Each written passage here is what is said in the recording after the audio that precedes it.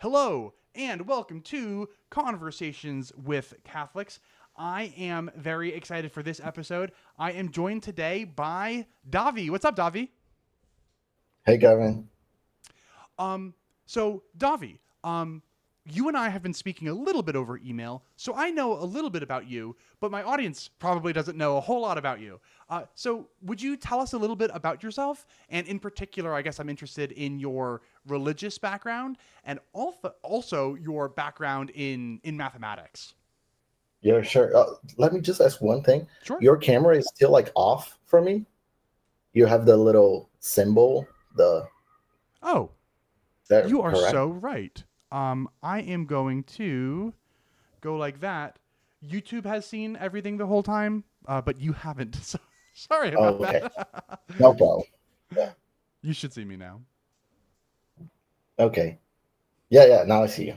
Cool. So, okay. So, a little bit about my background in terms of religion. So, I'm from Brazil. I think Brazil is like the biggest Catholic country in the world right now in terms of brute population, absolute terms. Although Brazil, maybe most Catholic countries are like that. Most Catholics are just like nominalist Catholics, one would say. So yeah, so I was baptized. I did I don't know how you call it in English, where you get ready to receive your first communion. Yeah, like First Holy Communion prep or whatever. Yeah, because we have a little name here in Brazil, Eucharistia. I Oh, don't know. It just means communion. But anyways, so I did all that. But from as long as I can remember, I never believed anything, actually. hmm. I remember going to this uh, preparation. You had like classes and stuff like that. I never really understood anything. It was really, really bad, like the way it was taught. I actually didn't remember anything. So if you would ask me about like name me one apostle, I would say I don't know. I would just know the story about Jesus because that's in the ethos of, I mean, the West. But I couldn't even name one. If you said, isn't, I mean, Brazil has the biggest city in Brazil is São Paulo, St. Paul, due to St. Paul. I didn't know who it was. Like, who, it, like, if you ask me, São Paulo, St. Paul. So, you know, right? Damascus, I'm like, no, no idea what you're talking about. So I tell my friends, I was the actually like the full on atheist. So much an atheist that I didn't even care that you believe in something. So I say like that. There are people that are like I had some friends, they were atheists because they were reactionary. So their family was really religious or something like that. So they actually wanted to read the Bible to disprove them. So like, oh look, this phrase here is it's genocide and stuff like that is endorses slavery and all that. And I was so well resolved that I was like, I don't even care if this. I mean, it's just like, for example, I wouldn't. For me, it's like flat Earth. Like it's not even something I'm interested in discussing with you because it's so outside of the realm of possibility for me. So that's how much. So what about my family then? So actually, my whole family is agnostic Hmm. right now at the moment. I'm the only one that converted, and my father's actually really a bit frustrated about it. Yeah, I and understand having family being frustrated with you for your yeah, religious but views. I totally get yeah. it.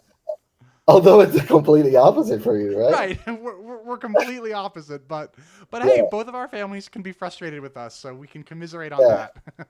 But it's fine. I mean, I see where he's coming from because I was exactly where he was. So, so we used to even make. I remember when I was a teen, we used to make jokes about Jesus. Oh, he's like a zombie and stuff like that, and make jokes. And so it's completely agnostic. I didn't went to church on Sundays, nothing like that.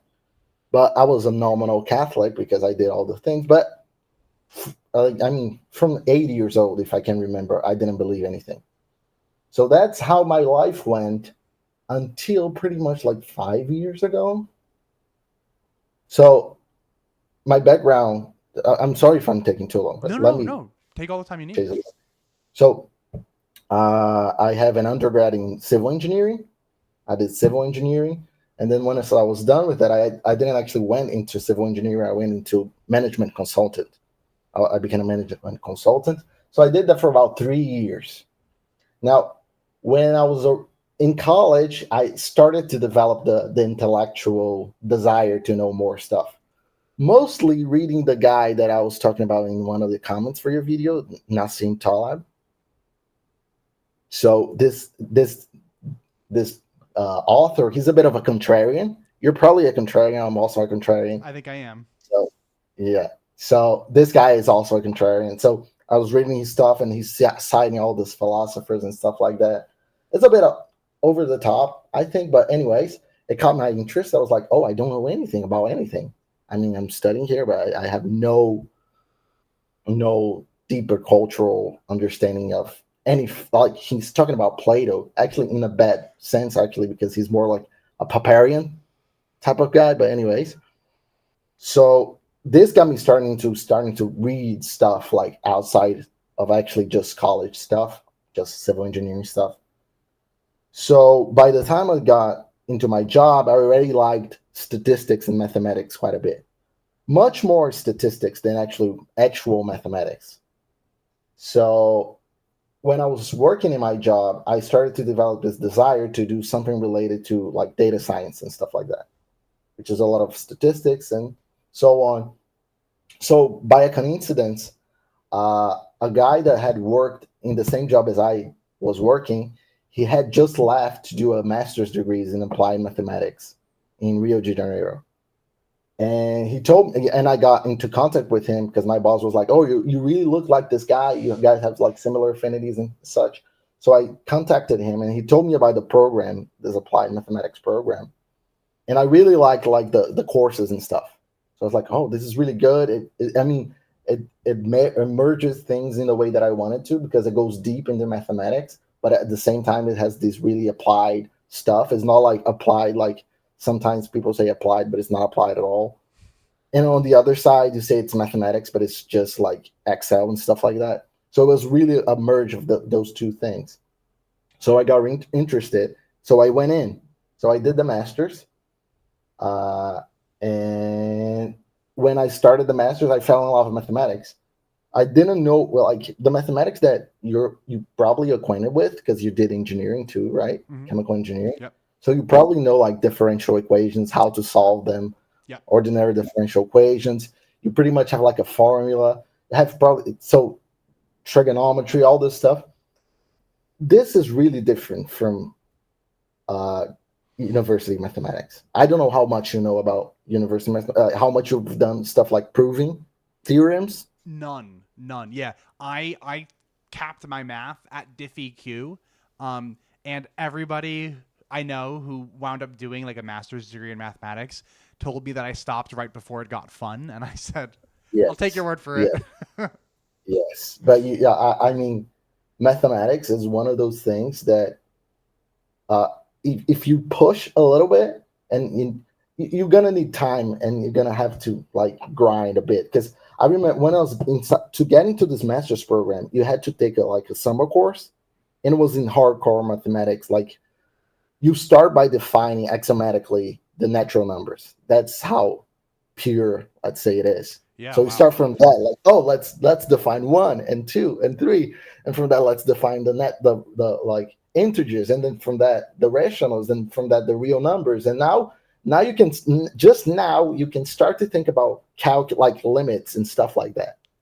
So that's, and I got into that. I was like, oh my God, I don't understand what is going on. I don't understand why this is a valid proof and why it's not. It's completely different way of thinking, because you're trying to prove something that is like ordinary. It's like, oh, prove that two numbers are like even, and this one is odd. And it's like, okay, I know it is. I mean, come on. Why do I have to prove? What do you mean by proving? Like, can I just do that? And go, like, no, why not? And so it's really a state of mind. It's hard to describe, but it's like learning a language where after a while you just click it, and now you're dreaming in this language, and you can actually like understand the ideas in a deeper sense. Like English for me is like my second language, so I can understand the jokes, and sometimes I can understand how a joke doesn't translate to Portuguese. It's like, oh, you don't understand, it's just like English stuff. So once you bridge this threshold, then mathematics becomes like something like amazing and really fun because then the proving theorems is like small puzzles and you're actually using all this other stuff. So it's not about a technique like solving differential equations where you pretty much have like, oh, you have to put that on the side and you have to factor. No, it's much more like if I show you like a test, it's going to be mostly written like language. Like you don't have numbers. It's that crazy. So Right. anyway, so I did the masters. I fell in love with mathematics by the middle of the masters, and I actually had my job yet. I had taken like they allow me to do the masters and keep my job, but I was not working. I was just doing the masters. Wow. And at the time, yeah, because they wanted me to come back and work in data science stuff. They liked me over there. That's awesome. Yeah, but I wasn't getting paid. I was like, Okay. okay, all the money that I saved for 3 years, now I have to spend it. That's what I did.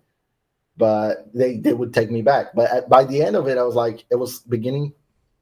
It was in the first year of COVID, so I finished my master's at home in the first year of COVID, and I was like, okay, I don't want to go back. I actually want to do like a doctor, a PhD in applied mathematics. So I realized because of COVID, I wasn't going to have to go back to Rio de Janeiro because I'm not from there. I'm from Ceará, which is in the northeast of Brazil. So I knew that because of COVID, it wouldn't be necessary for me to be there. I could do everything online. So I was like, okay, if I take a bunch of courses right now, like in the first year, I pretty much sure COVID is going to go for another year. So I can do everything from home and I can stay here and save a lot of money because then I won't have to be paying rent and all this stuff. And I can come back and live with my parents, which is what I was doing, what I was doing back then. So that's what I did. So I started the PhD. So right now, I'm in the end of my PhD. I mean, by March in the next year, I'm probably gonna how do you say it? Defend. I don't know if what's Defend your the thesis. yes. So That's exciting. that's yes. So by March next year, I'm done with that. So okay, so I talked about that. I skipped the God part. So I told you like about 5 years ish. So actually, it's a bit less than that because my mind started to change after I started to learn mathematics. So once I got into mathematics and I started to learn the proofs, so I had a really before studying mathematics, I had this instrumental view, like, oh, it's a tool. It's not real. It's just something that we use to manipulate stuff, but it's not real. I mean, there's nothing fun about like differential equations and these ways of solving them.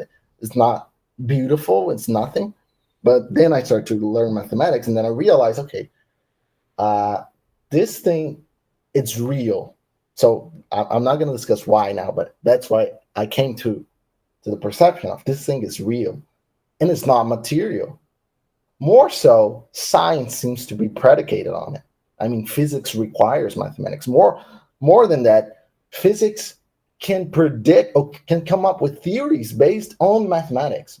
I mean, mathematics precedes physics in a way. I was like, damn. So the thing that told me, or the thing that I thought that told me that the world was purely material, is now I'm stepping back and it's like, no, it's not nothing at all material. It's completely abstract or ethereal or anyway, not material.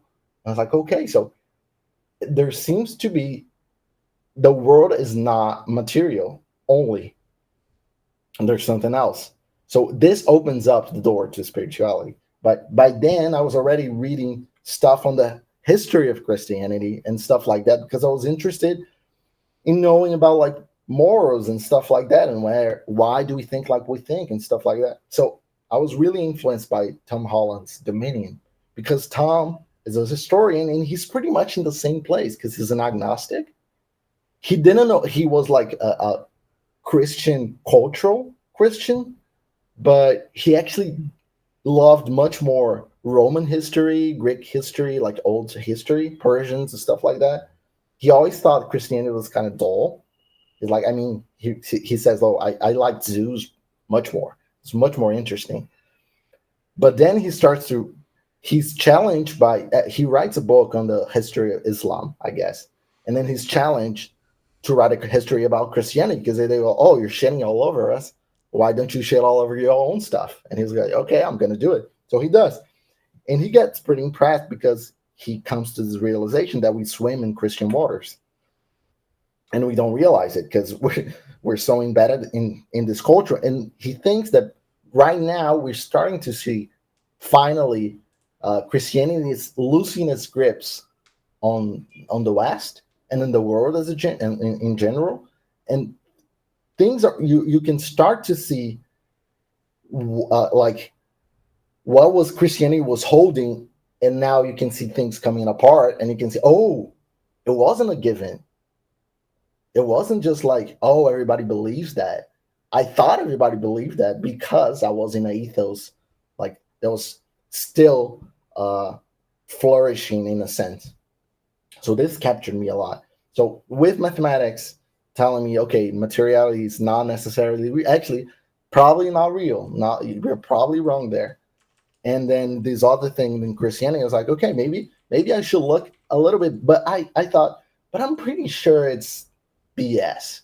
I mean, I'm probably gonna see these texts that are really like far apart, like 500 years later, and there's all these problems with the problem of evil and all of that. So I was like, okay, I know this is wrong, but let me just see what it is about, because I mean, my morals pretty much come from it. So, and then I started to read. I started to get convinced. I was like, okay, this is not as stupid as I thought it was, because I thought it was completely stupid. So by the time then I started to get convinced, and the things that held me back were things like the things that bothered you. Like I have gay friends and stuff like that. So I was like, this is really harsh. And actually, another funny story, when I started to read, I'm like, if Christianity is true, most likely the Protestants are right. Secondly, the Orthodox are right. But no way it's the Catholics. Zero chance. These guys, I know that I've been to mass. It's really, really silly. I mean, all the priest scandals and all of that. I was like, okay, I'm sure that's not it. And the guy, the Talab guy, he has like more of a different view of religion. I think he thinks like you, that you can be like a cultural Christian. I think he's I think, but I might be wrong, so let me just take it with a grain of salt. I think it's pretty much a cultural orthodox. He himself, Hmm. he does all the things, he goes, but if you ask him, oh, he's gonna say like it's not about belief, it's about like acting out. He's gonna say like, oh, Protestants are more about believing, but you can be more like a cultural, like a Jewish Christian, right? And so I actually just learned about Orthodoxy because of him. And you have these two things. So I had Protestant was attractive because it was individualistic. I was on my own, and So I it didn't was mean to just interrupt you. I easier. just my friend Yeah, yeah, yeah. Daniel was saying that he used to be, and he Daniel wound up Catholic too. So it's just kind of funny that he's, you know, he had a similar Yeah. journey, I guess. So yeah, so I became a Catholic, not at all because I had like family pushing me, not at all because I thought before there was right. On the contrary, I was like pulled, screaming and screeching because I didn't want that. No, I don't want to go to mass, please. No, I don't. But by the end of the process, I think the one thing that was held me back, still by the end, was the gay, the teachings regarding gay weddings and stuff like that. Because that thing is like, this doesn't make sense. I mean, I truly wish people that I know just to be happy, and I mean they're doing no harm to anybody. Why would that be the case? It doesn't make much sense. But so I didn't look much about the reason, because I thought the reason the church would give is pretty much like, oh, it's in scripture, so you just shut it. That's about it. But then I heard the teleological argument, which you were talking about like yesterday. The guy was like, I'm not having it. And for me, it was like, God damn it. I don't know if this is blasphemy. Sorry if it is. But anyways, uh, This is a I was like, blasphemy safe channel. You can blaspheme here all you want. It's okay. okay, sorry, God, then. Anyways, so I was like, this actually makes sense. it's not. I mean, it's not comfortable at all. I'm not comfortable with that at all right now at the moment. It's still like one of the things that I find really hard. I don't preach at all on that. I mean, my great friends and don't go out like saying stop doing that. No, not nothing like that because it really bothers me. But I can understand the teleological argument, and more than that, for me, it makes sense.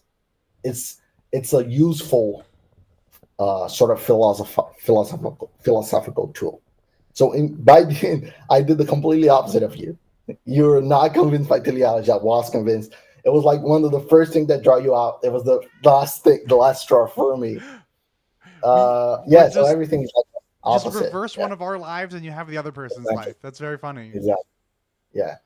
So that's the whole thing. Okay, it took a long time to talk about it, but that's the whole story. No, no, I think that's all very useful. And so I guess one question that I like to ask people is this, and I know that like it's just different in Brazil versus in the United States.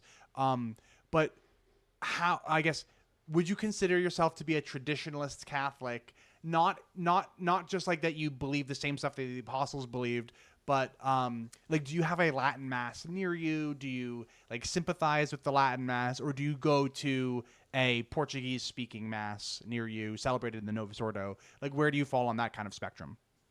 Yeah, yeah, yeah.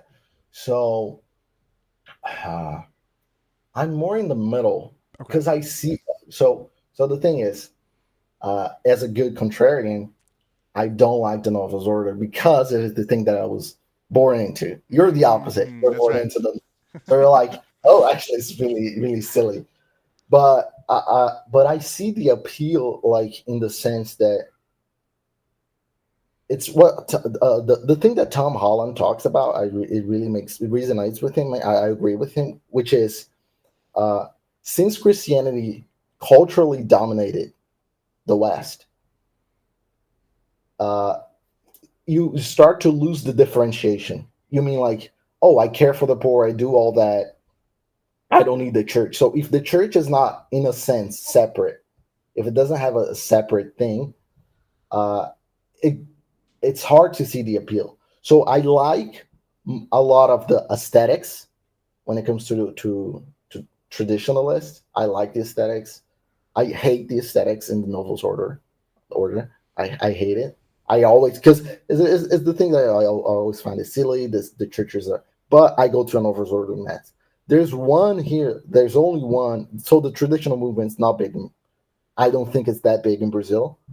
Uh, Here it's really Brazil is a bit of a mess. We have a mixture of things. So for example, the charismatics, they're really trad, but not in the Interesting. sense. Yes, but not in we have the trad cat the oh there's an acronym for that because really it's like a Brazil thing, but they're not trad in the sense that they go to the Latin mass, but they're trad in the sense that they're really strict with the Okay. charismatic. And before I knew them, I thought because of the name charismatic, they were really like nice and liberal and stuff like that. But they're And not. yeah, and so I got married, and then I went to the course, and it was with the charismatics, and they started to say all this like strict. And I'm like, oh my god, this dude are really serious about this stuff. I'm impressed. He'll let me a loosey goosey. So yeah, Oh. so it's a different game. It's a different game. Yeah, yeah, yeah. Yeah, But it's whenever I talk to Catholics who aren't American about the traditionalist movement, they're always like, "Man, that's an American thing. Like this sounds like very like very different." Um yeah, but and you have here in Brazil a traditional movement. Uh, I don't engage much with like in my city. There's not a big scene, you know. So as I said, there's like one Latin mass that occurs every Sunday in the seminary, but it's really like not much people. It's really you don't see that, but there is like a big in Rio de Janeiro. There's like a group of people that are really traditionalists, and they actually produce a really nice like books. They're really good with that because they take old books and they like make it beautiful and they that's ship it cool. and they sell it. But That's pretty yeah, cool. I mean, yeah. I mean, you're probably out of it. So, like Bishop Barron in the United States does stuff like that, right? Like he has the Word on Fire Bible. I don't know if you have ever heard that. It's like a really I don't think pretty I have Bible. actually. Yeah, it's like really like he took the New Testament. He doesn't have the Old yet, so he did all this like really nice paper, and you have like images of like paintings and stuff like that, and you have quotes of the church fathers. So he was like, we need a beautiful Bible because we don't have that. So he did that, and these guys are doing it here also. So there's this aesthetic thing that is going on. I like that a lot. But as everything, there's always this polar opposites that I don't. So traditionalists can be too rigid. They completely forgot about any like in trying to be welcoming. Sometimes it's too strict. On the other side, the other ones don't care too much about doctrine. Oh, that's you don't really need that. Most of the priests that I interact with are actually pretty liberal, which I don't like much because they don't talk about angels and stuff like that. They always downplay that, and this is the stuff that I like the most. Sure, yeah, that makes So sense. Cool. Okay. Well, now that we kind of know a little bit about you, I wouldn't mind talking a little bit of mathematical realism with you. Um, yes, yes, so I guess the one thing that stuck out to me is that you said that like I guess at the end of your civil engineering degree, you thought that math was something that was useful. It was a tool that we use, and that's about it. I yes.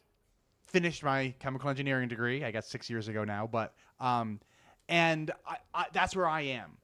Now, I never Mm, went and did graduate level mathematics. I stopped at differential equations.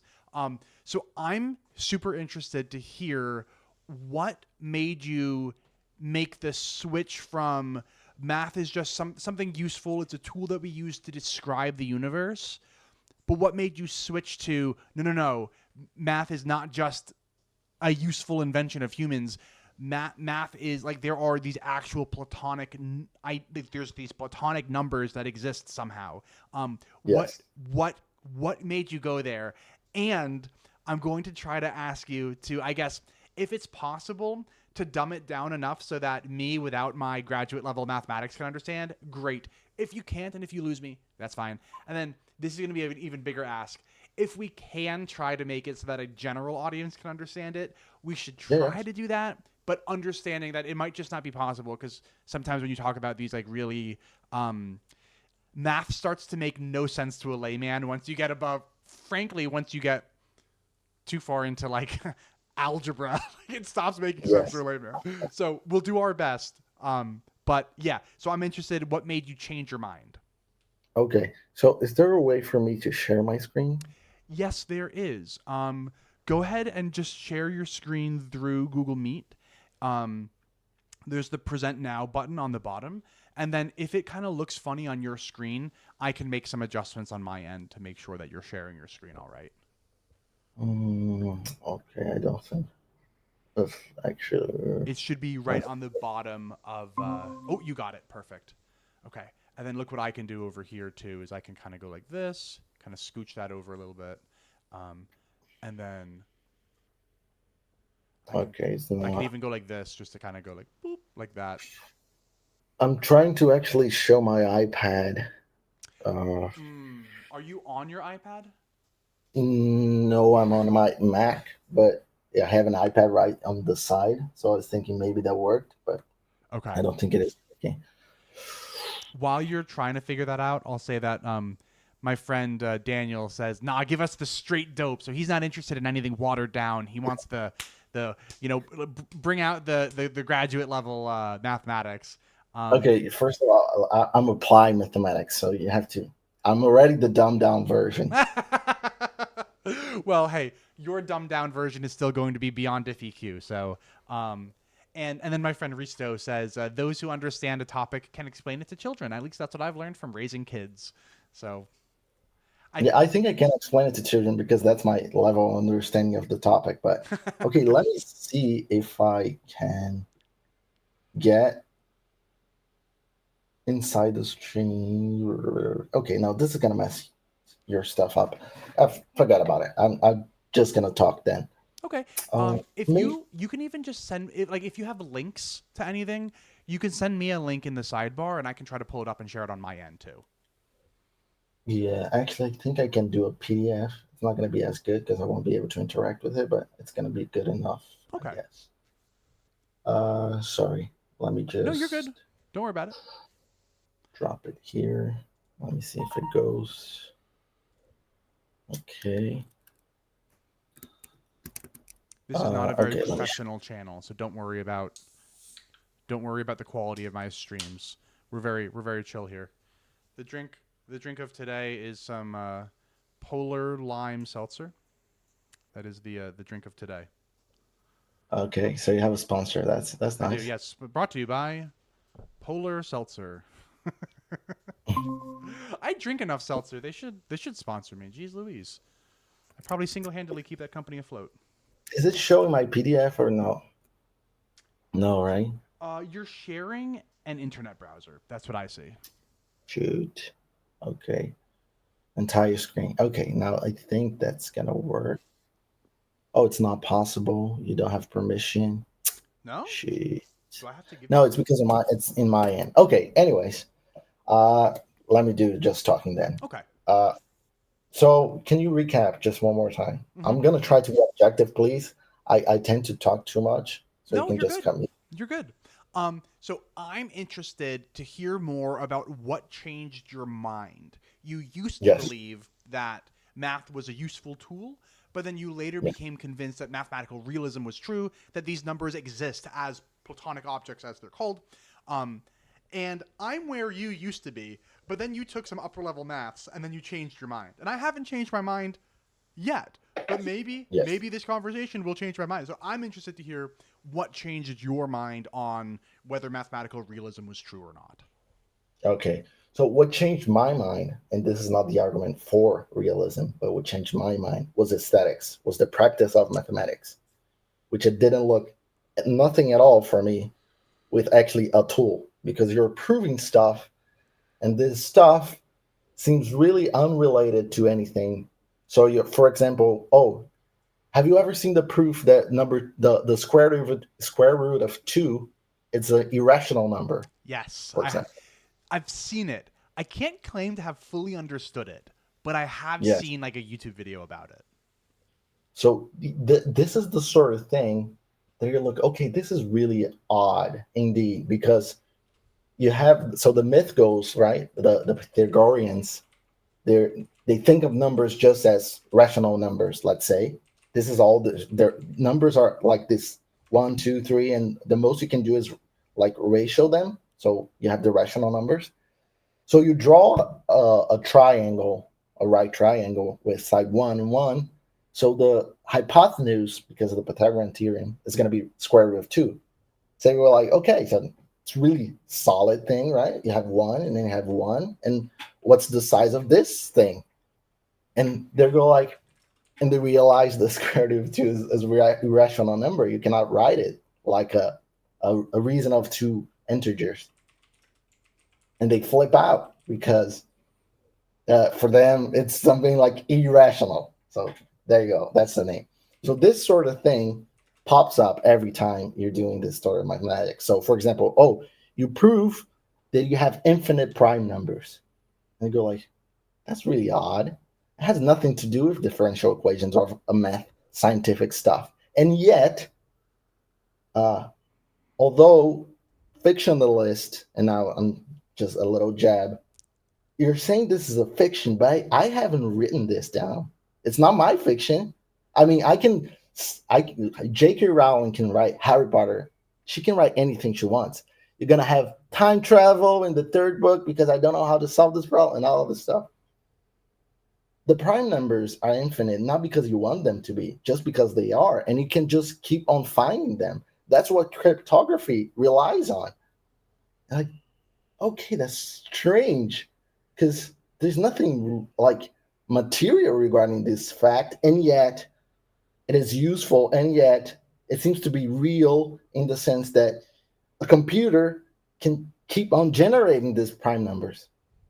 So how can I say that this is not real? So and then comes the question. So what do you mean by real? So that's what question that I would ask you, like, because I've read a bit on the philosophy of mathematics. So before our talk here, I've been reading about philosophy of mathematics because it's a subject that interests me.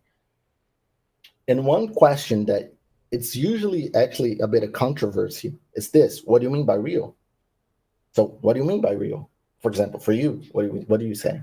What I mean by real is it has existence. So I would say that J.K. Rowling is real, but I would Yes, not say that Harry Potter is real. Now, exactly. Yes, Harry Potter, like, does like the fictional yes, character, like, you can yes, open up the book and you can see his name on the yes, page, but Harry Potter himself does not have existence, and because of yes. that, I say that Harry Potter's not real. That's what Yes. I mean. So my when I was thinking about this is what it came to my mind when I was trying to realize that I thought the mathematics was real. I was like, for my previous understanding of materialism, I could say that Harry Potter was real, but in a lesser sense, in a less like weaker ontological sense, if you may. For example, because it actually relies on J.K. Rowling chemistry, brain chemistry, to come up with the story. Then she writes it down, and now it's ink and a piece of paper, and then now it's also the chemistry in a bunch of brains of people with neurons and stuff like that. So that's my understanding. So yeah, it's clearly a fiction because it relies on J.K. Rowling to exist. It's in her mind. It's a conceptual thing. It's not real. It's real in a sense, sure, but it's not fully real like a material thing. Because if she never was, there would never be a Harry Potter. But then I realized, okay, math is not like that.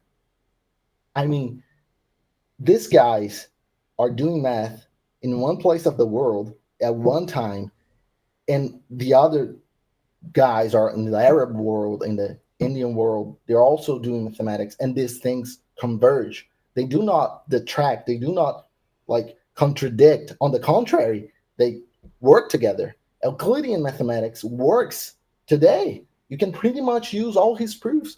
That's insane. And so there seems to be uh, a categorical difference between a fiction like Harry Potter, and if you may call it a fiction like mathematics, you might call it a fiction, but it's not the same fiction. And the problem that I had with defining reality like that was because if you define reality like what exists, but you actually also implying that what exists is what is material, you're already in the material framework. And what you claim is like it's not material. So of course you're never gonna get there. You're never gonna get there. It's an impossible framework. And I had this framework.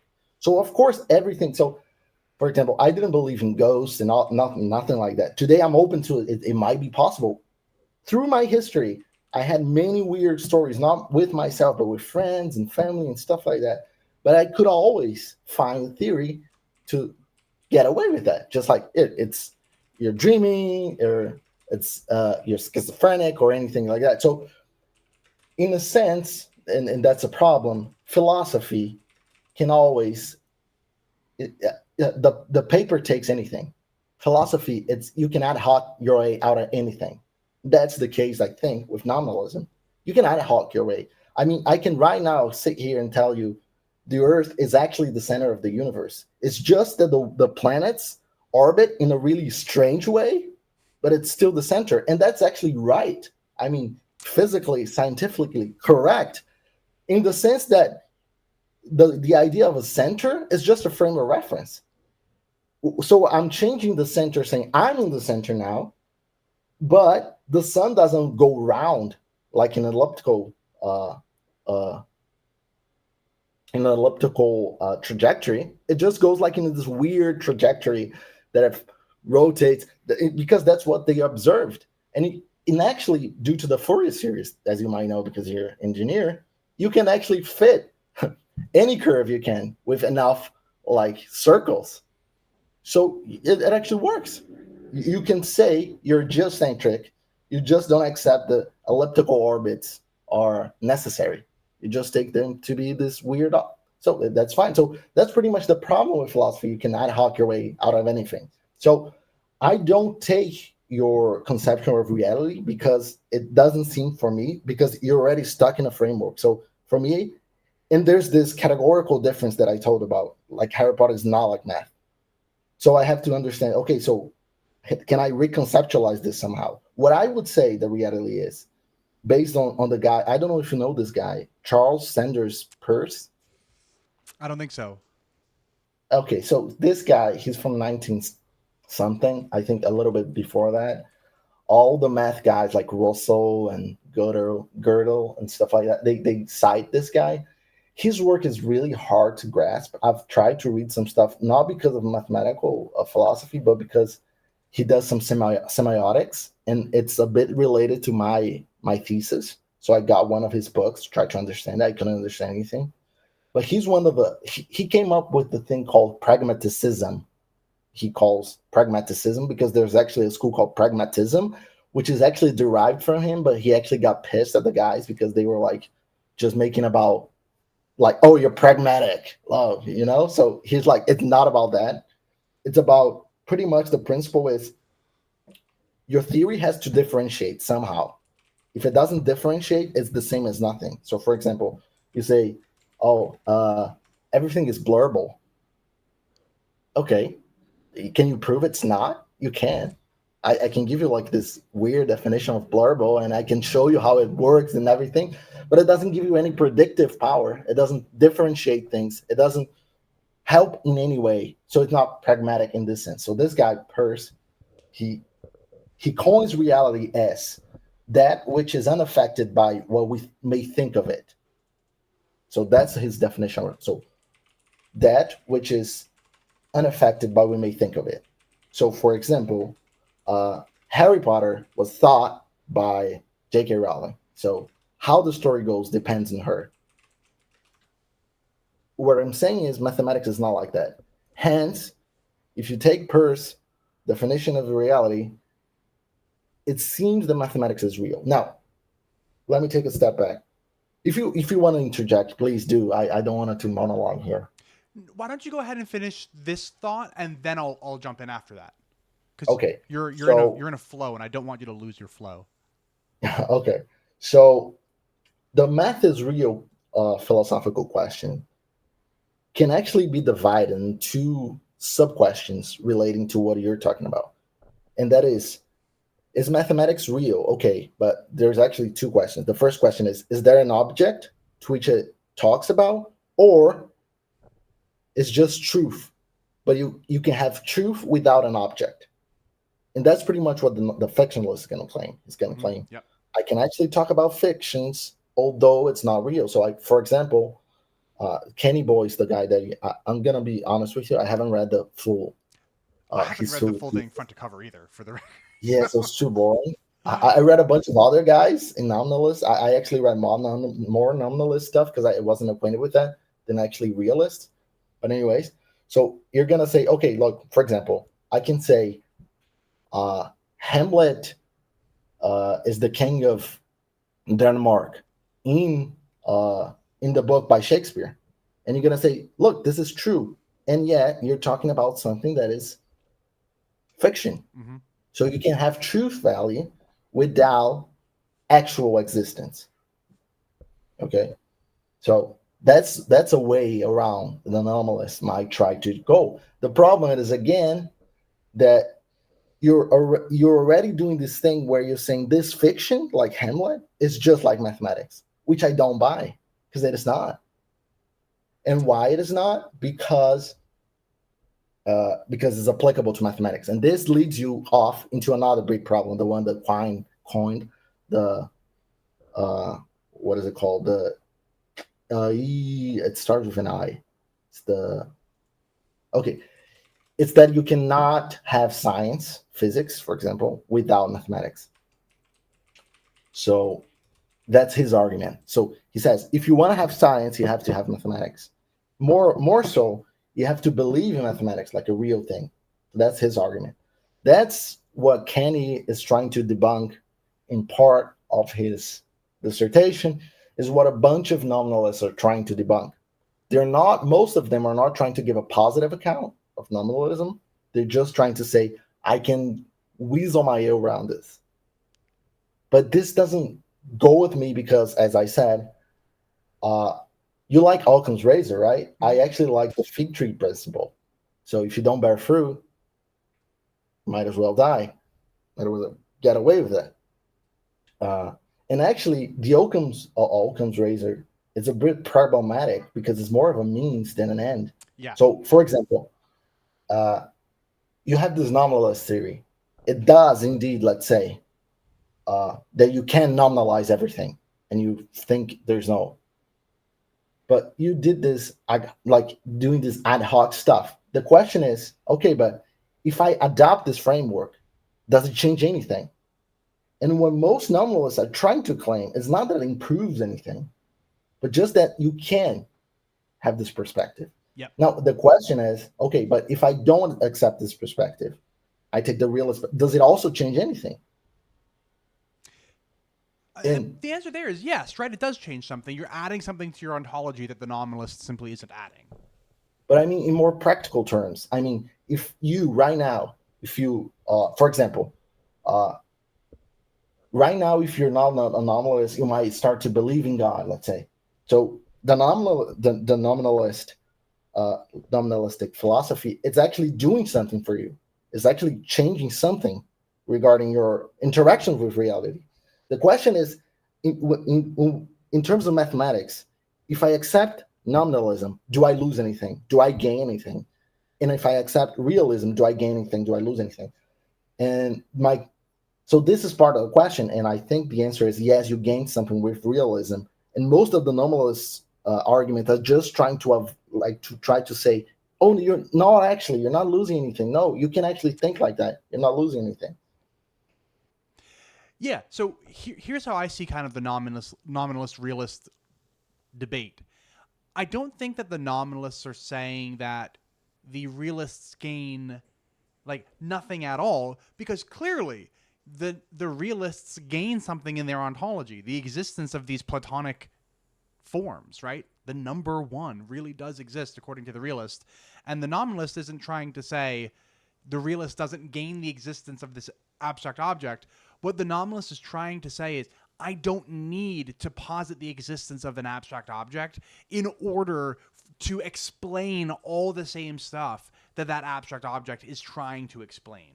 Yeah, yeah, yeah, yeah. Yeah, and then through Occam's razor, they're just saying, don't multiply entities into your ontology without necessity. Therefore, I'm just not going to posit the existence of these abstract objects in the first place. That's kind of like Yeah. the So whole. Yeah, go ahead.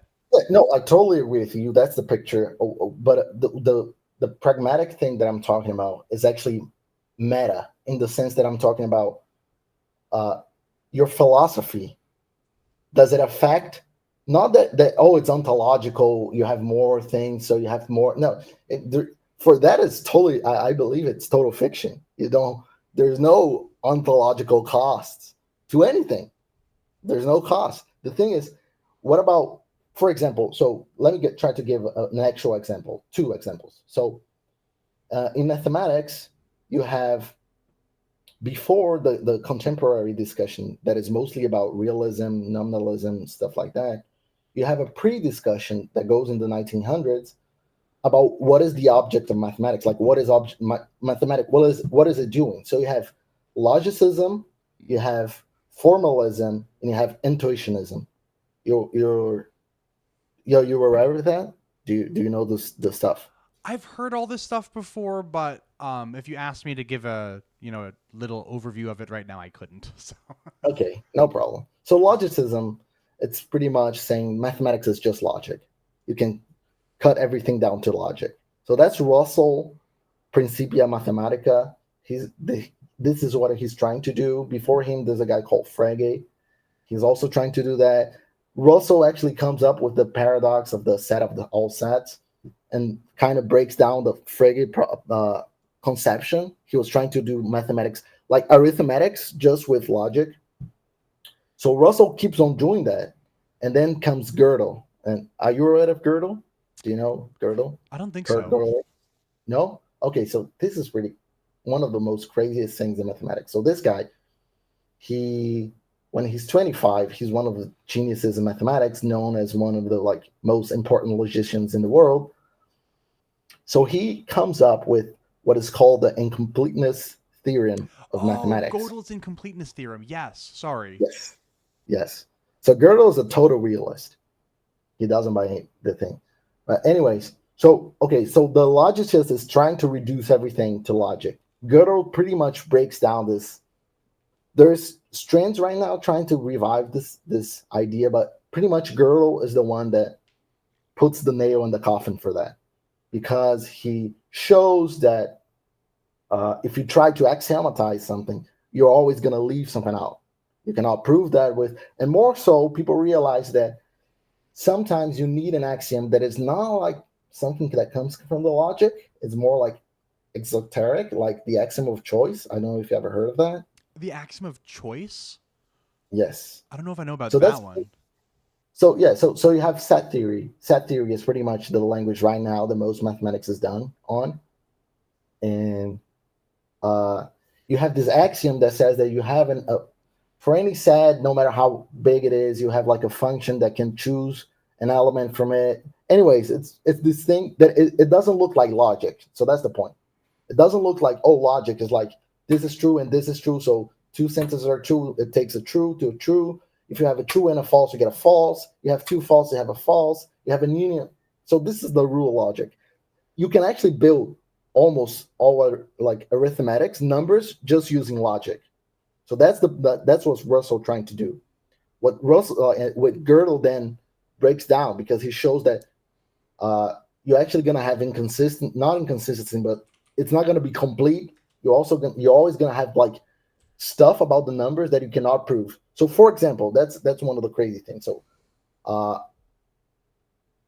right now we have open conjectures. For example, we have the so-called go-box conjecture. Go-box says, let me try to fish it over here.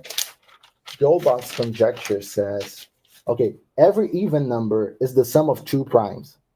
So that's the conjecture. We haven't been able to prove that.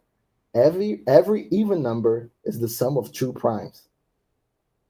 So that's Goldbach's conjecture. The thing is, the sum of two prime numbers? Yes, every even number is the sum of two prime. I think I might have written down. You might want to search it, but it's 3 and 1. It's fantastic. 5. It's Goldbach's. Wait, but 5 is the sum of. Like, are we only talking about whole? Yeah, we have to be talking only about whole numbers. So, yes. Like, oh no, so 6 is going to be the sum of. 5 and 1. Okay, so 8 is going to be the sum of 5 and 3. 10 is going to be the sum of 7 and 3. 12 is going to be the sum of 7 plus 5. Okay, so this does hold for at least as far as we can tell. Exactly. Okay. I never realized that every even number is the sum of two primes, or at least that's the idea. But I assume that holds for all of the even numbers. We don't know. 1 billion or whatever. It's not gonna. It's open conjecture. We don't know. Okay. So it might be true. It might not be true, or it might not be provable. Actually. Okay. It's weird to think about it, because you think, how can that be provable? I mean, if you can find a number that is an even number that you cannot sum it, haven't you just proved? But somehow it might be the case that it's not be able to prove.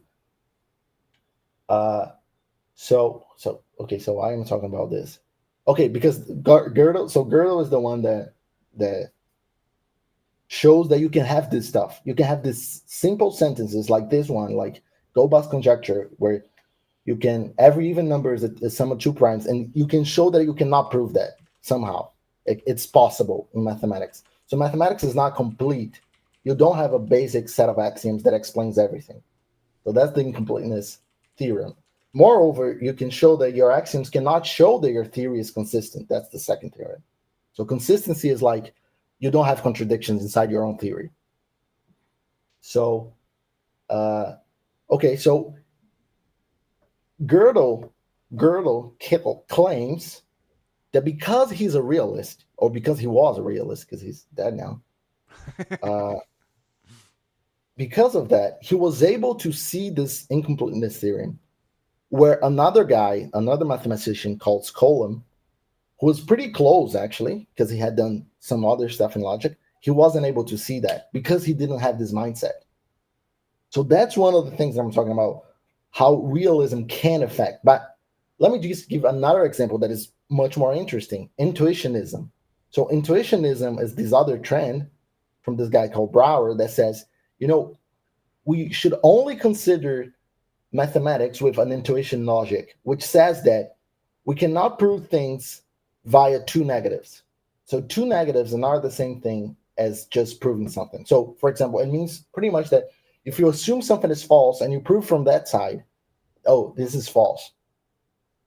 Therefore, the flip side must be true. So everything is true or false.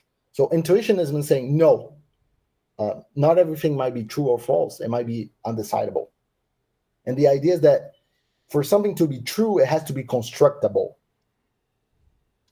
What is interesting from if you accept intuitionism, so Brouwer is saying every mathematics should be all constructive. Because of this imposition he does on himself, he came up with a bunch of interesting mathematics, constructible mathematics, new proofs, new stuff like that. And even computer proofs right now. So we have computer proofs. We can prove actually in a computer. We have some computer languages that can do mathematical proofs. People use that to try to be more rigorous in the proofs. That uses a constructed logic. But intuitionism was interesting, but in the end, mathematicians didn't take it. Why? Because if they accepted intuitionism, they had to get rid of a bunch of mathematics that was really useful everywhere. So what I'm saying is that intuitionism gave you a clear trade-off. It said, look, not only it created like incentive for the guy to create new mathematics, it was useful for computers, all of that, and yet if you fully accept that, it would curtail a lot of mathematics that is useful like in physics and stuff like that. So mathematics were like, yeah, no thanks. I mean, we can adopt it when it's interesting, but otherwise we might not adopt it. So that's an example of a philosophical and like endeavor or theory that actually impacts the way things work. It's not just like, so my problem with nominalism mostly is because it's fruitless. It's not because if you adopt it, you can adopt it, or because if you do, you have less ontological burden. No, it's because it actually doesn't do anything. You're just saying that now, but I do believe it does something. I do believe it has a cognitive, like Gödel's example. I do believe there's a cognitive impact, but this is, of course, is going to be much harder to make a case. It's not as clear as intuitionism, but that's the point. It's mostly a fruitless theory, and moreover, Gödel sort of tried proofs in his mathematical ideas. He does prove that he says that nominalism is sort of like inconsistent with itself. But that's a proof from Gödel, and I don't have the mathematical prowess to actually explain that. But I mean, Gödel does think that nominalist mathematics it doesn't make sense. It's inconsistent with itself. I'm just googling Gödel and nominalism just to see if, um, let's see. This is stuff that I should probably do some more reading on and not try to make everybody watch me do some reading. But I guess maybe I can ask this question. So the way that I understand, and again, I only went up to diff EQ, so this might be silly of me, but the way that I understand things like set theory is Yes. it's not on the same axis as nominalism versus realism. Like set theory is true like completely independently about whether nominalism or realism is true. Um, and I believe that the same applies for things like intuitionism and stuff like that. Like intuitionism could be true or false, Yeah. and nominalism or realism could be true or false. And these are kind of like separate issues almost. Um, Yeah. so be You're right. yeah. So that being the case, I guess I just don't understand why the truth or falseness of something like set theory should make me want to be a realist or a nominalist. Because as far as as far as I can tell, um, the realist gains no explanatory power over the nominalist, and he just gains additional ontological burden, and that's it. Like, set theory is kind of like a separate thing, and intuitionism is like a different thing. Um, am I wrong about that, or do you see it differently? Like, what's the deal there? The first thing I find odd is like I I don't understand what ontological burden is. Not in the sense that I don't understand what you're saying. I understand. For me, it just doesn't make much sense. I mean, what do you mean? What exactly is this burden? For because so there's this article that you might want to read. I don't actually find it really fruitful, although philosophers do like this kind of stuff. The who has the burden of proof? You have to show me. Oh no, you have to show me. You have to show me. So if you want to know in this kind of argumentation, you have a paper called "Why I'm Not a Nominalist: Why I Am Not a Nominalist" by John P. Burgess. I don't know how to say his name. Burgess. Burgess or something? Yeah, his claim is it's more like what I was saying. It's more in the side of what your claim is like. Oh, I have an ontological cost, which is not really clear to me. And what he's saying is like, no, look, if you're a nominalist, you either have to accept three premises. You're either one of these. He says you either are someone that believes that even science is like a fiction. So instrumentalist is the first one that he's citing. And he's saying pretty much nobody is because everybody accepts science right now. So yeah, that's the article. So you can be an instrumentalist nominalist. And he's saying, okay, I'm not even going to discuss this. Most people don't really care about that. The other two possibilities is you're hermeneutic nominalist or you're a revolutionary nominalist. So the revolutionary nominalist is saying, look, you mathematicians are a bit crazy because you're talking about things that don't exist. You should adopt a nominalist frame and start to talk about things in a nominalistic way because this is going to clarify things. Then Burgess is going to say like, oh, I don't think you're going to convince anybody, friend. So he's pretty much the revolutionary. It's for him is just it's crazy. He's saying like, no, I mean you're not gonna convince anybody that it's better to attribute to this weird naming stuff and pretend that you're talking about things that you're not. And every time you're saying infinite primes, you actually, but it's actually not infinite. It's just so he's saying no, forget about the revolutionary and the hermeneutic. It's saying, oh no, actually it's more like Kenny, although I think Kenny said he was more like a revolutionary, but the hermeneutic is saying, oh no, people know they're talking about like fictions. It's just that's it's just like implicit. They're not really talking about it. It's just implicit. But and then Burgess is going to give a astounding example of that about a person that goes into a physics laboratory and he sees like an equation in the wall and the person explains what's going on, why is it like showing this, and the guy's going to say, oh, because here in the equation this and that, and he says, look, there's no explanation of what exactly is going on. The hermeneutic thing that you're trying to do to say, oh, actually the lab guy it's saying something completely different than you're just listening. He's saying like this is nonsense. So he's flipping the burden of proof in the nominalist, and he's saying like, no, I'm an anti-nominalist, like you're anti-realist. No, you have to show me because this is crazy talk. Nobody talks like that. Why are you saying we have to?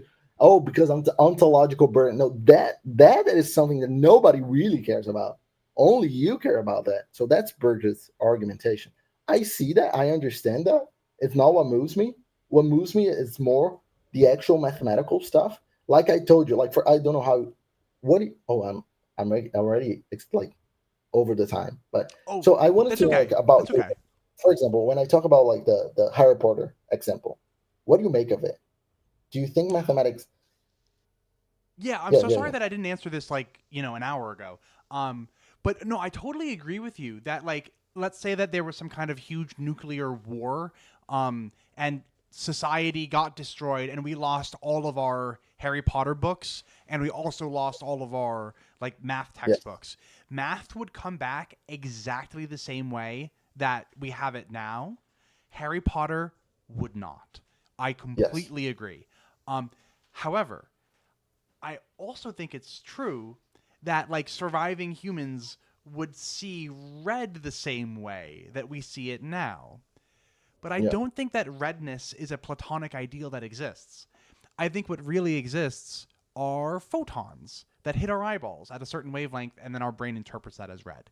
And I think that um, just because something is, I want to phrase this correctly, um, like I'm happy to admit that there is like I guess like a gradient here. And like I would be way more easily convinced of the realism of mathematical objects than I would be Mm. objects like tableness and chairness and stuff like that. I would be Yeah. way more easily convinced of mathematical objects. Um, Hmm.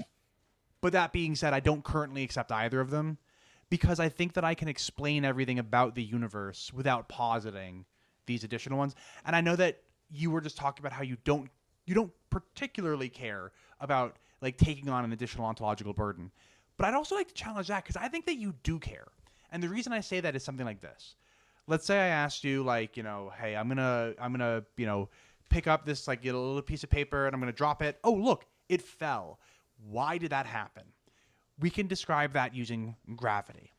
But what if I described it using gravity and there's actually invisible pixies that pull everything down. They pull things towards mass. Like that's what these like invisible pixies do. And they just Yeah. work alongside gravity and they're undetectable, but I believe that they're there. So I've taken on this additional ontological burden when we don't need to.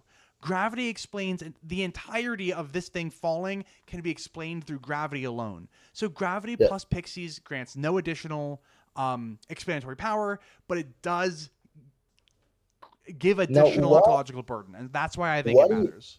so taking your example, so what if then I said, and look, Kevin, these pixies, they will work like that. I can tell you how they interact like that. They have this relationship, and when they have a kid, it pops up right there in that place, and something happens. Like there's a black hole right there, and then you do this thing, and you're like, okay, this guy is crazy. He's talking about this fairy stuff. Of course, it's not real. I can explain it, and then you figure out that actually my fairy tale predicts predicts your science before you, years years ahead of you.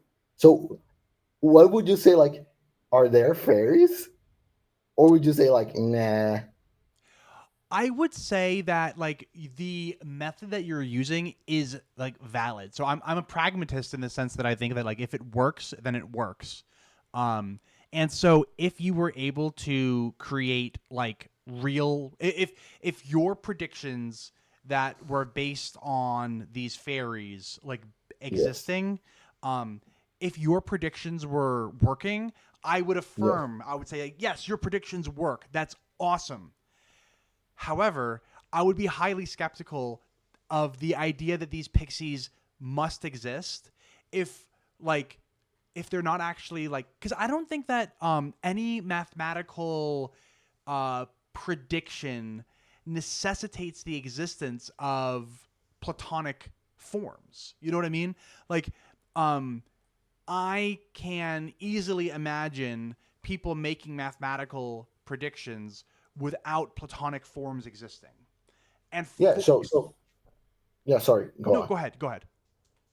Yeah. No. So what you're describing, if you remember, I said in the beginning, the realist thing, you can like dualize it and have, oh, you have truth in mathematics, and you have the object, but you don't need the object. You can just have the truth. You can have your cake and eat it too. But my question is, you do realize it's not a fiction, not in the same way that we talk about fiction. So what is it? Because the thing is, so you might, what you find problematic that I don't, is that you think when I say an object, you're maybe thinking like, oh, there's like this set, like it is. And of course, it's hard to grasp because if you're talking about something that is not a material thing, it is not by its nature in a sense, probably not spatial, and probably not time. It's timeless and spaceless. I don't think it's causeless, but that's another discussion. I don't think we have time for that. But so you have that. Okay, it's clearly not a fiction. So what is it? Where do you place that? Because it's not a fiction, or do you think it's a fiction? And it's a fiction that tells you your story. Because what I see for a novelist most like the times like that, I say, "Look, Kevin, I'm going to tell you a story, but it's not based on real facts. It's this guy, this friend of mine, Levin. He used to be a Catholic. It's not you, by the way. It's just really like has big hair, has glasses, and I describe everything. And you're like, are you sure that's not about me? Isn't it a real story? Why are you saying this is a fiction? When so if it's not a fiction, what is it? What you're trying to what I think you're trying to you have a problem with is like, okay, it's not a fiction. Maybe you grant that, I don't know, but you say it's not a fiction. What is it? That's another question. But that question can be answered for I don't think it's objects like the way you're thinking. I think it's structure. For example, you're a quarterback in a football team. You are a quarterback. The quarterback thing is this description, is this structure of the game. It's not an objective thing. It's not an object in the sense that we think about objects. It's a structure. But I say it exists because it does predict things. It's not arbitrary. So that's the ontological difference. So if you have a structure that you can predict stuff, it is real. It is not objective in the sense that it's not material, of course, because it's not material. So it's going to be weird. You're going to have a hard time sometimes thinking about it. But if you posit that they don't exist, I don't understand why you say that. Because if you're just saying, oh, they're not material, and I say, of course, they're not material. Yeah, so I mean, I guess now might be, and if this is like a whole other topic and we just don't have time to get into it, that's totally fine. But part of the reason why I like really just don't, I don't want to say that mathematical objects exist is because I see some pretty serious problems with the existence of any abstract objects. So presumably these mathematical objects, these platonic forms of the number one and all that, they would be causally inert, right? And I guess you would probably be happy to say, yeah, they're causally inert. Like the number one doesn't cause anything to happen, right? I don't actually know what that means. Okay, so you know, you have a ball and another ball, and the one, the two bounce off of each other or whatever. You could say that the one caused the other to move, right? Does the number one ever do anything like that? I think most realists would say no. The number one never causes anything to happen.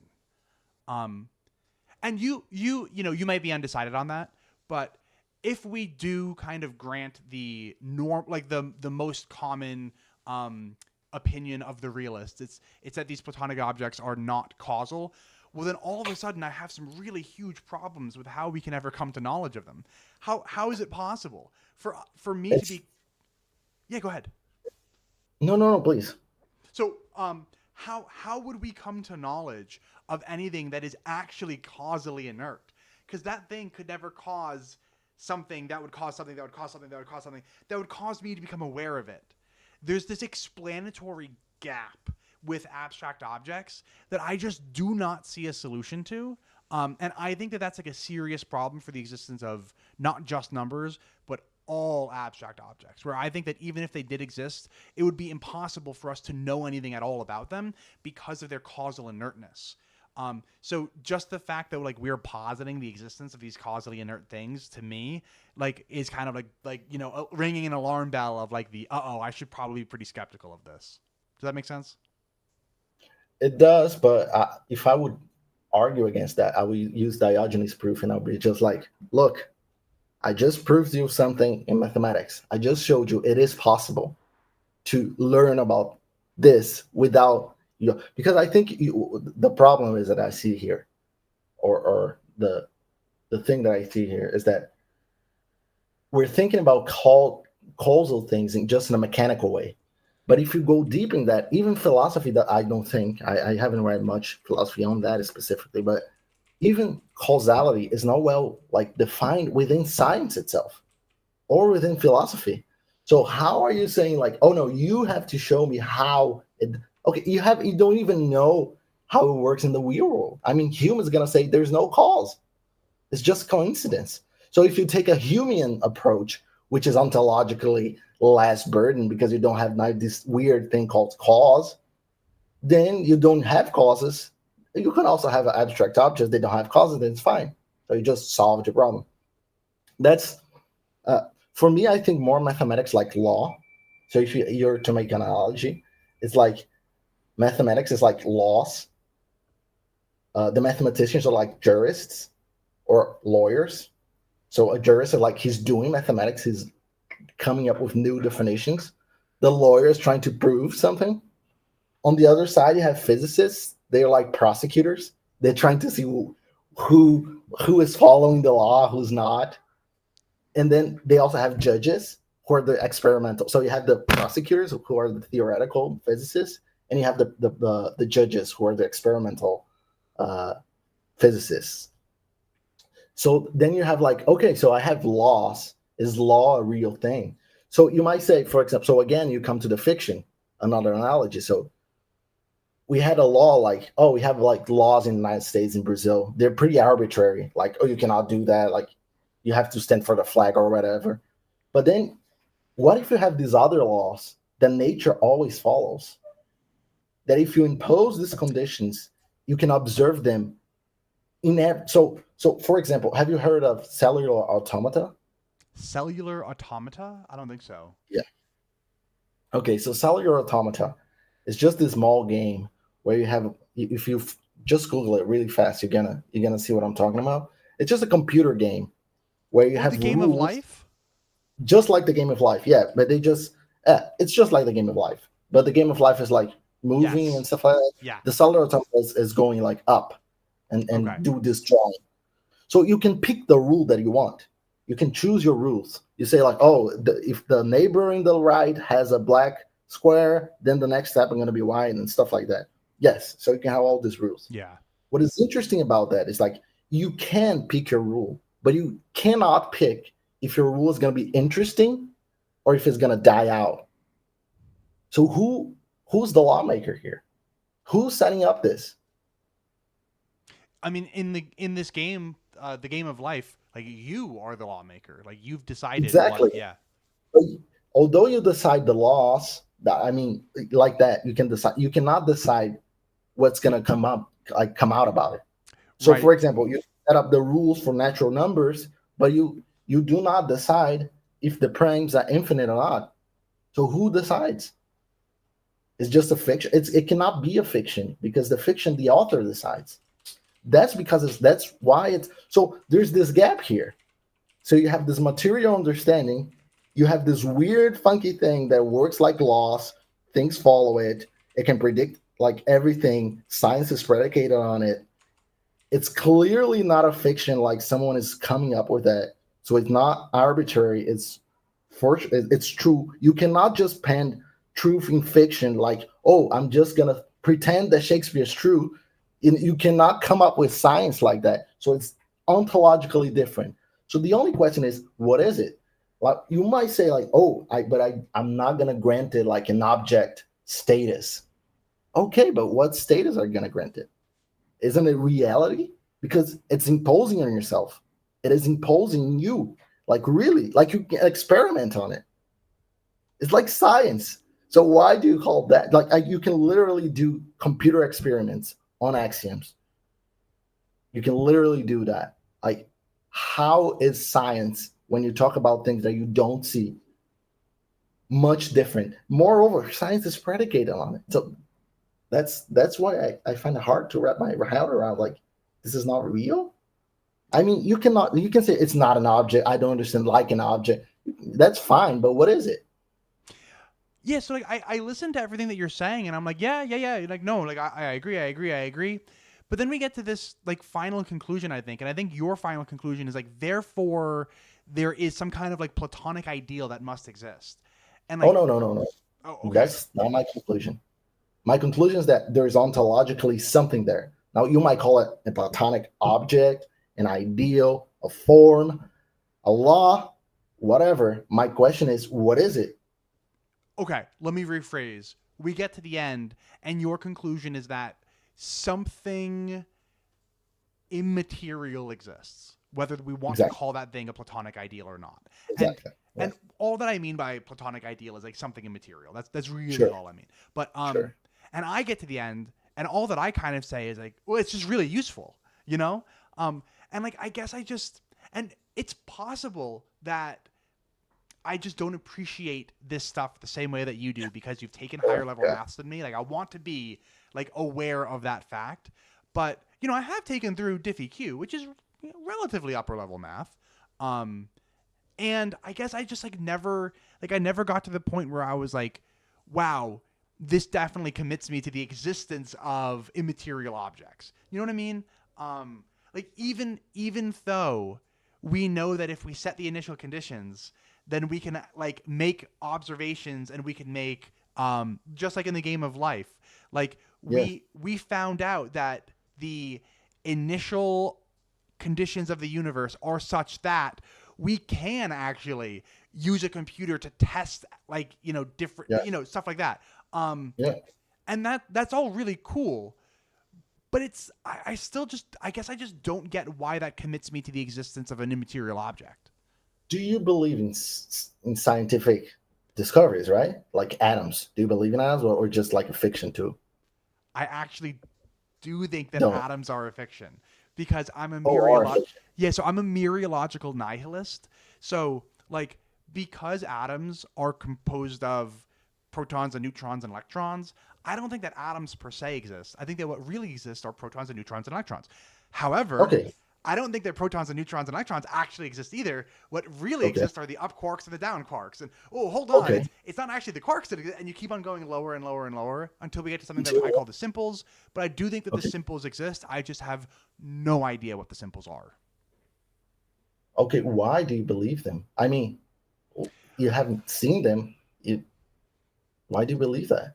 Because otherwise I'm committing myself to a actual infinite, and as far like I find the existence of an actual infinite to be more unbelievable than the non-existence of an actual infinite. And perhaps that's just like an intuition. Um, but that intuition gets me to it's not turtles all the way down. There is something at the bottom, and I'm going to call that something the simples. Okay. So you believe in this really abstract thing, not in the sense that it's immaterial, but you don't see it. You have no theory behind it. You just believe it because I believe it because to believe the opposite would commit me to something that I would have a really hard time accepting. the opposite is That there is no smallest thing and that you can just kind of keep on dividing everything infinitely forever. And that just doesn't seem right to me. why not? Yeah, and I mean that's why I said like it might just kind of be an intuition. Like it's But possible that intuition about like something we don't even interact with that. So I don't get it. Like, I mean, we can have an intuition about like we're talking and we interact with stuff. We have intuitions about stuff that we experience. But are you claiming that you have like a metaphysical intuition? I mean calling it a metaphysical intuition is probably like a little like grandiose. But yeah, if you want to call it like a metaphysical intuition, yeah, I think that's fine. Okay, if the world was not nominalist, what if mathematic was not nominalist? What would you expect? I mean, I'm trying to understand what exactly would change your mind. So this is such a good question. I don't think that anything would be different than how it is. Like, grant that I'm correct about nominalism being true. There are no platonic objects, not even numbers. Yes. However, then assume that I'm wrong. How is it different? It's not different at all. Why? Because of the causal inertness of abstract objects. If these abstract objects really are causally inert, then their existence or non existence has absolutely no impact on the universe. Okay. Okay. So the flip side of that was because I think it like this. So how would I say if nominalism is right? The only thing I can think is, if I assume nominalism is true, what would I expect to see? Otherwise, it's like you're saying, it's like, oh, it's the simplicity. It's really like my Blurbin thing. Actually, you're a simplicist Yeah. because it's just like, there it is, everything it is. But so if I think about it like this, like in the flip side, okay, what how would I expect the world to be if mathematics was nominalistic? What I would say is, like, if mathematics was nominalistic, the theorems, the results in mathematics, which would be much more language contained. For example, we have numbers, right? 0, 1, 2, 3, and we write them in a specific way, like 0 and the 1, and then when it comes to 10, we put 1 and a 0. Then we can prove stuff like, oh, we have this palindrome, like this number that if you flip it, if you mirror it, it's the same thing, like 3003. That's the palindrome. Now, and you can find a bunch of palindromes in our array of writing numbers, right? Now, if you go to like Japan, where they write numbers in a different way, there's no palindrome there. You would find nothing. It would be fruitless. Because if mathematics was nominalistic like that, that's what you expect. You expect things not to talk. And for example, so I don't know if you program. So a good program is one that you can translate across any language. A bad program, you're relying too much in what the language gives you. So it's too nominalistic in that sense. So mathematics is the polar opposite of that. That's why I don't see why it would be, because it breaks. So of course, if now if you have a way of view the world that is like, oh, but it doesn't change anything, then of course it's going to be really hard to convince of anything. I mean, if you think the Earth is flat, what do you need to convince you? Nothing. I see it's flat. It's the easiest way. It's the last burden. It's what I'm seeing. It's right in my eyes. If you take me in the rocket, I'm never going to go to the rocket. I don't believe you. So, I mean, it doesn't get you much anywhere, I guess. Yeah, I guess my point about like so the whole point that you were just making about math and how like if it was nominalistic, you would expect it to kind of be like a palindrome where like if you just weren't using the same numbers that we use, like the palindromes wouldn't be there. The way that I kind of view that is that that kind of is how math works, right? Like if we just have different if we have different axioms, then math works out totally different in a way that is not at all useful for describing the actual world. But we select the axioms that do wind up creating a system that is very useful for describing the actual world, right? And so, I think that the actual world is something that exists, and I think that math is how we describe it. Does that make sense? So I kind of think that math is that way. Yeah, it makes sense. But the problem is, again, that uh, what the axioms entail is not up to you. You don't. It's like if It's you like the if game you of try to life. think, oh, it's like you're creating a Frankenstein, and you say, "Look, it's my creation. It's alive."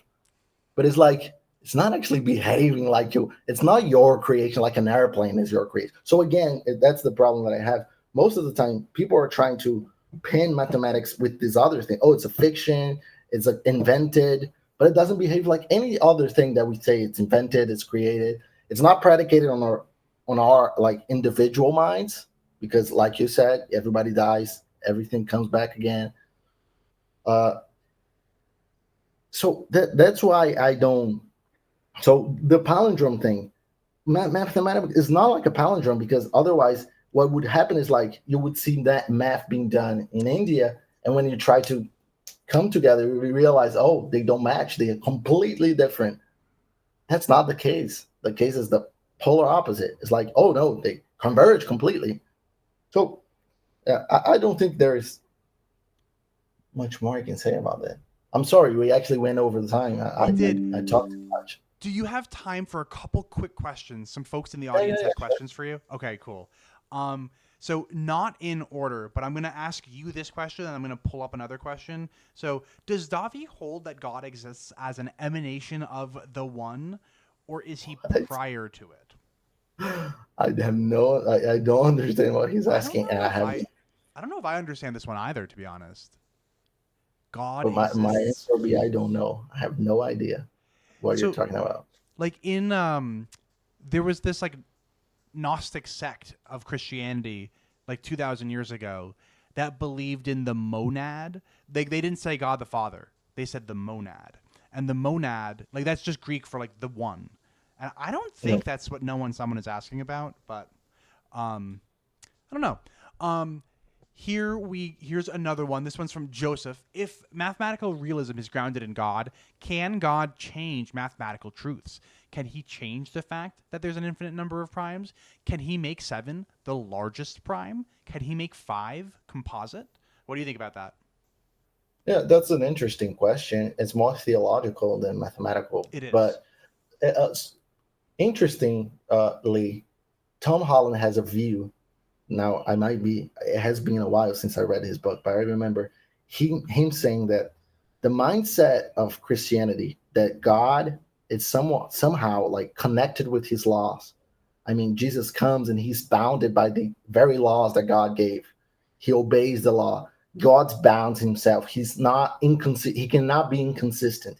This idea, this frame of mind, was different from other frame of minds like the Muslims, where they would think that God could do stuff like that. He could arbitrarily change the laws because of this way of viewing nature as law driven, law given. This way of thinking was the way of thinking that made science like thrive in the West. So that's Tom Holland's point. It's more a sociological thing than a theological thing. I think in a Catholic mindset, the answer for that would be no, because God is like unchanging and he orders things the way they are, and that's about it. But I really have no commitment. I'm not a theologian, so Yeah, and the question it didn't say that it was addressed to either person, and so I'll give you my completely like uneducated thoughts on the matter. I guess I would imagine that God could have done it that way, but he didn't and he can't change it now. What I mean by that is like I guess if I was Catholic, I would be convinced of like divine simplicity. So God is pure act and he has no potentialities. So mhm. God does not have the potential to change 7 to the largest prime number. Now, Yeah, if he had done that initially, then sure, that's how it would have been. But he yeah, didn't and it's not going to change now. I that would that would probably that's probably what I would think if I was Catholic. yeah. But I agree with that. yeah. Here is a question. And I had to pull up. So the question is, and it was aimed at me, but Davi, I think we should both answer this one. What is your opinion of Dr. William Lane Craig's proof of mathematics as an argument for the existence of God? I didn't remember the syllogism off the top of my head, but I do know that Dr. Craig has where did I put it? Oh, I might have lost it. I'll Google it again real quick because he's got um, that website like reasonablefaith.org or whatever, and it's a very convenient resource. So I'm going to pull it up and put it on the screen now. Here it is. Um, so this is in a blog post called "God and the Unreasonable Effectiveness of Mathematics." So somebody asks a question, and then here's Dr. Craig's response. So he says, premise one, if God does not exist, the applicability of mathematics to the physical world is just a happy coincidence. Two, the applicability of mathematics to the physical world is not just a happy coincidence. And then three, therefore, God exists. I guess that my response here is that I don't think that the applicability of math to the physical world would be a happy coincidence if God does not exist. And the reason I say that is because I guess I just view math as just a description of what is. Um, like what I was saying with like if you picked the wrong axioms, then math wouldn't actually describe reality very well. But because we do pick the right axioms, math does do a really good job describing reality. And I guess that my point there is just kind of something like it doesn't seem to me to be the case that there must exist some kind of God in order for axioms to be selected that would describe reality, as long as reality is deterministic, which it is. So I guess that's kind of my thought there. Davi, what do you think? Do you have any thoughts about Dr. Craig's argument for the existence of God from the non-coincidental aspects of Is this mathematics? real? Is this a real argument? It seems really silly to me. I mean, if you expanded on it, maybe it might become something strong. Because, as I said, it was pretty much my route, like mathematical realism to conversion. But as a syllogism like that, I don't know. It doesn't convince me. I would just say something about your answer. I think mathematics is not simply descriptive; it is prescriptive. That's where lies the mystery of the thing. You can describe anything like however you want. The thing that if you pick this right description, and the thing that there is a right description in a sense that prescribes things, that's the mystery. Yeah, cool. And in the interest of time, I'm not gonna respond to that too much. I'm good with that. Yeah, yeah. And I will just say that Dr. Craig does do this thing where he simplifies things like a lot for a popular audience. And so sorry, I have to cough real quick. Sorry about that. Dr. Craig simplifies things a lot because most of what he's doing is for like a Oh, popular okay. audience. Um, Good. and so I think that Dr. Craig is more intelligent than what the syllogism on the screen says. Because I Oh, yeah, agree. for sure. For sure. I For think that sure. the syllogism is a little silly. Um, but I bet you that if we were to like look at some of Dr. Yes, Craig's for like sure. peer reviewed work, it For would be a sure. lot more like For in sure. depth. No, yeah, I'm not claiming anything about him. I saw he's pretty sharp. I'm Yeah. saying the way it's written there, there's not much I can talk about because it's silly in the sense that it's really, really simple. Like, oh, it's a happy there's a ton of stuff that you have to do to become a strong argument. So, Yeah. Yeah. And I'll just add that no one someone asked the question about God existing as an emanation of the one, yeah, and he says that the question relies on an understanding of Plotinus and if the Christian God could be equated with the one. I'm not familiar with any of this, so sorry, no one, yeah. someone that we couldn't give you an answer, but um, that was it in terms of audience Q&A. So, Davi, is there any kind of note that you would like to kind of end on? And then I'll also ask the question, do you have any kind of public facing communication where you would like if anybody watches this and has a question, do you want them just to leave a comment under this video and then you can choose to respond to it, or do you have like a different way that you would like them to be able to ask kind of clarifying questions? So yeah, closing thoughts, and is there any other way besides leaving a comment under this video that anybody with questions can reach you? Yeah, no, just leave the comment. I might Perfect. look at it. I don't want to have a online persona. So, Good. Okay. Cool. Yeah. Totally understood. Okay. And do you have any kind of like, is there any one note that you would like to kind of bring us home on? actually, I'd like to ask you, like, Oh yeah, yeah, did you sure. find any of it convincing or like, no, not really? So yeah, yeah. Um, I think that the arguments about like how we can actually use computers to try to like make predictions and then check if those predictions are true is like a really good one. And it's something that I did know that. I guess I just didn't think about it too much. And I also think that your point about how like, well, clearly like nominalistic fictionalism is not the same thing as fictionalism regarding Harry Potter. Yes, very absolutely. Yeah, total agreement. Um and part of me thinks that I just like really need to like dive into like Quine and stuff like that, um, and see like what people like Quine have to say about um, realism of mathematics. Because I like right now, I guess I'm still. I think that the main difference between me and you is that I think that math is descriptive and you think that math is prescriptive, and I guess I'm just not sure how we can tell the difference between whether math is de or prescriptive. Um, but I do think that the fact that math like makes predictions and then we can use computers to check it is an interesting piece of evidence on the side of math being prescriptive instead of descriptive. So yeah, no, you definitely did do some needle moving today. Okay, good, good. Yeah.